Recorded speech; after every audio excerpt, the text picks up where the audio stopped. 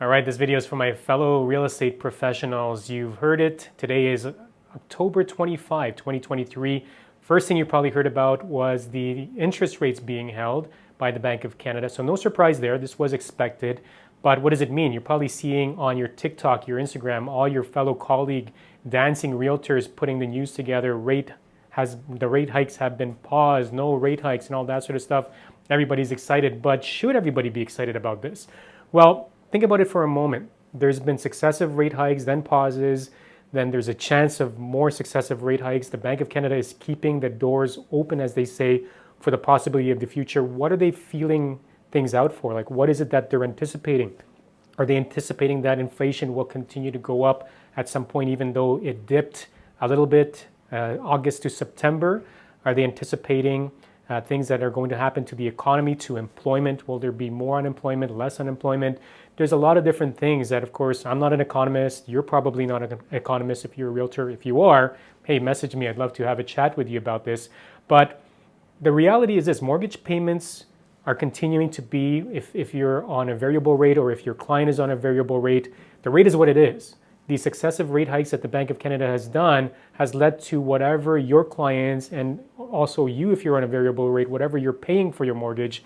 And it's still expensive, but what about consumer confidence? Like, what does it mean for consumer confidence? Well, this uncertainty that looms whenever the Bank of Canada is about to announce a rate hike is typically where consumer confidence wanes, and that's when it usually gets stirred up. Now, knowing that the rates will not be increased instills confidence into the consumer, of course, but of course, leaving the door open for future possibilities of rate hikes will instill a bit of uncertainty and fear.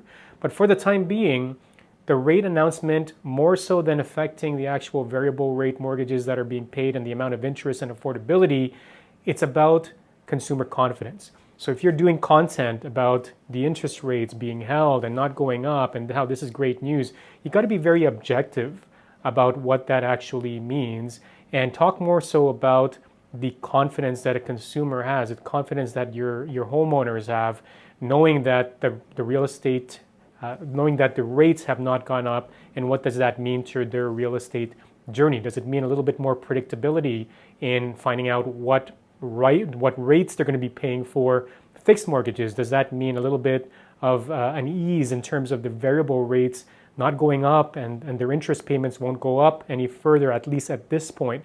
So it's about confidence. And if you recall, the Bank of Canada did not raise interest rates in and around the spring market, which led to a naturally occurring busy spring market anyway. And so they seem to be very strategic in terms of throttling the rate upwards. And we'll just have to see towards the latter part of this year where that will be at. I want to touch on Greater Toronto Area sales. Now, again, I'm recording this on October 25, 2023.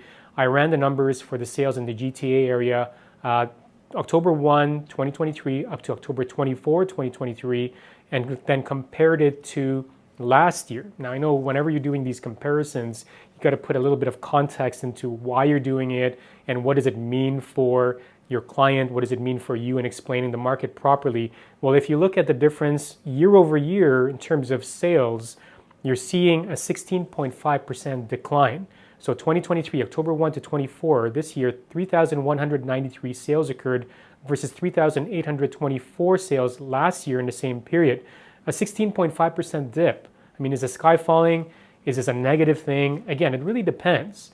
And I'd like to present that maybe this may be the new normal for at least the time being, while interest rates are like this, while there's a little bit of uncertainty in the marketplace. But keep in mind, with 3,193 sales occurring just in October alone, that's 6,386 realtors, save and except for double enders or multiple representation, 6,386 realtors that were involved in a transaction, right? So historically, I mean, we are looking at October and fall season. Typically, you'll see a little bit of a slowing down in sales. Now, in the context of things, is this a good thing? Is this a bad thing? We'll have to gather more data and see where things go.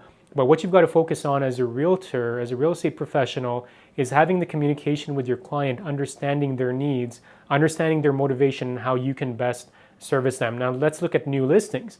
Now I just want to preface this by saying that the new listings number isn't as 100% accurate all the time. The reason being, Toronto Regional Real Estate Board system sees cancellations or terminates and relists. Terminate and relist happens when, for example, a realtor and their seller decide, hey, you know what, this listing isn't going anywhere, let's change the price, let's refresh the listing, let's put it up again. Now, if that happens in the same time period, that counts as 2 listings or even 3 listings. And I have to give credit to my colleague Robert Eade for discovering this early on, even before the Toronto Regional Real Estate Board publicized this information publicly. But knowing that there's an inflated number of new listings, you've got to be very careful with how to use this data. But in any case, 2023, October 1 to 24, 11,688 listings. The same time period last year, 8,285 listings. That's a 41% jump. Now, mind you, a big chunk of that 41% might be from the terminate and relists. And we'll find that out at the end of the month, unless you're painstakingly going through all of your real estate data on a daily basis and calculating this manually on your own. So we've got to figure out, what is that number, but what does that mean? It means a lot of inventory is hitting the marketplace. Again, we go back to consumer confidence. Is a buyer confident right now to enter the real estate marketplace, knowing that the rates have paused, the rate hikes have paused, but are the rates high enough, are mortgage rates high enough that they're saying, hey, you know what, maybe I got to keep renting, maybe I've got to keep living in my parents' basement, maybe I've got to stay in my current living or dwelling condition for the time being until there's a bit more certainty in the marketplace. We'll have to see. But as we know, the sales to new listings ratio, the absorption rates, how many months of inventory on the market, I'll talk about these in later videos. That's a key indicator in terms of what's the vote of confidence the market has that the real estate market is going to do well. How confident are buyers entering the real estate market, knowing that if they buy, they're going to be able to hold on to that place for several years and they'll be able to actually afford it. Now you're probably seeing on some other Instagram, TikTok, YouTube videos that houses that have sold for this much in 2022 peak are now being resold for this much in this market. I mean, it's pretty devastating to find this information out. Real estate is a long-term investment, if you will, or long-term commitment. And again, it goes back to confidence. Is your client, are you a buyer right now who's confident that if you buy real estate today, you're going to be able to hold and maintain that piece of real estate, be able to afford to make that monthly payment? You haven't overstretched yourself, you've worked within your budget, and you're able to pay your monthly mortgage. Let's talk about the struggles in the market right now. So we touched a little bit about buyers and their confidence level. Let's talk about the sellers now. Now, in terms of sellers, when you see listings going into the market, that means that you've got somebody who's probably not testing the market, but probably somebody who's motivated to sell in this marketplace for whatever reason. Maybe they're right-sizing to a proper size place. Maybe they're leaving the country. Maybe they're leaving the city to move to another city within Canada. Maybe they're upsizing, so they're leaving their condo for a house. They're leaving their parents' basement for a condo. All of these factors come into place, but when a seller needs to sell, you've got to realize that there's got to be a motivating factor that would entice them to put their listing in a market that is super competitive, right? So a lot of listings are going onto the market. So the neighbor says, hey, look, I see that my neighbor listed for sale. Maybe now is a good time. Remember, not too long ago, we had buyers worrying about the number of listings on the marketplace because they were constantly involved in bidding wars and multiple offers, and they weren't winning. They had to bid the price up. We're now in the opposite of that. There's a lot of listings on the marketplace. Buyers, why are we sitting on the fence? Well, the reason why is because we don't have the confidence, right? If we don't know where the market is going to be going in the next couple of years, why would we buy? And that's, as a realtor watching this, where you've got to pretty much educate your clients. I'm not saying, hey, tell everybody to buy. It's always a great time to buy. There's always opportunity. You've got to be very smart and strategic about it.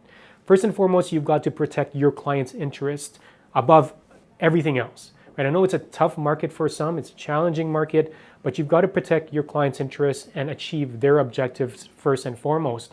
Knowing that if you're working with a seller right now, you've got to give them a realistic point of view of the market. We're not in peak 2022. We're not in spring 2023. So we've gone down since then. By how much? You've got to look at the stats in your particular neighborhood. What are we going to do about sellers' expectations so that they're not listing at lofty prices with high expectations and then they get disappointed by the fact that it doesn't sell? What happens when a home doesn't sell? Of course, it sits and then the listings compound and the number of inventory and the number of competitors listing on the marketplace, that increases supply. What happens when supply increases and demand isn't there because of lack of confidence in buyers? Prices get a downward pressure. So this is something that we've got to watch out for. So I hope this little bit of an update gives you a bit of context in the real estate market and how things are doing. In a future video, I'm going to be talking about the future of real estate in itself. A lot of you are hearing about the commission lawsuit that's happening in the US, and it's also bringing forth a lawsuit or potential lawsuit here in Canada. I'm going to give you an illustration of what could the future of real estate be like. Could it actually happen? What does this lawsuit have to do with that? Thank you for watching. If you have any questions, leave it into the comments. I'd love to get your perspective on the real estate market, and I'd love to hear from you what you think about the market. Thanks for watching. Take care and bye for now.